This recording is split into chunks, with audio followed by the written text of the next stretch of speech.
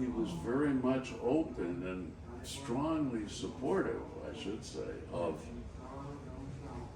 this whole idea of community living, transitional living in the community, which was, and so he was a tough opponent because he wasn't just a professional with a MSW, but he really meant it and felt it, and then he had this Quaker heritage.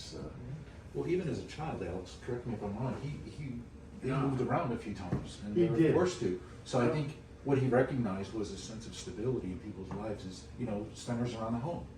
And that was certainly true at 79 Park Avenue. Yeah. I can tell you everything back. But I know my own experiences in coming here, the early ones, just reflecting back, I always felt safe. There was never a time, and they used to joke about, bouncing us on the knees of an armed felon, somebody that was, somebody that was convicted of armed robbery or something like that. And weren't you ever concerned? And I said, no, never felt concerned. My parents had just created a structure through the help of the court and others that just it respected people, but at the same time challenged them to be better versions of themselves. And accepting the fact, and that's the one thing that I really loved and appreciated about my dad was he said we all had the capacity to change. We are the what? We all have the capacity to change, and Yeah. that was sort of a driving influence. That's why he was such a staunch opponent to capital punishment, because he felt like people were just giving up, and it was lazy. And if you know anything about my dad, it was roll your sleeves up and get to work.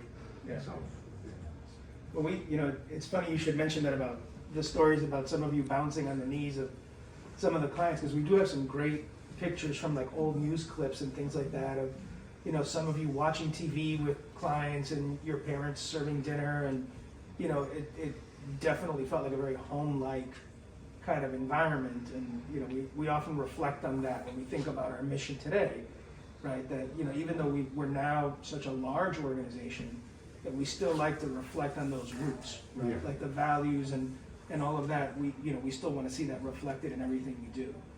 So, and so many people have been put through the system where they just felt like they haven't had any advocacy. They haven't had anybody fighting for them. And so to find yourself in an environment where you felt respected, you felt you had an opportunity to become, to succeed if you can, based upon your own background and what you brought to the table. They were fiercely protective of this environment. And I think that contributed to why we felt so, at least why I felt so safe. I never even thought about it. Yeah. Even walking around the neighborhood, felt very safe.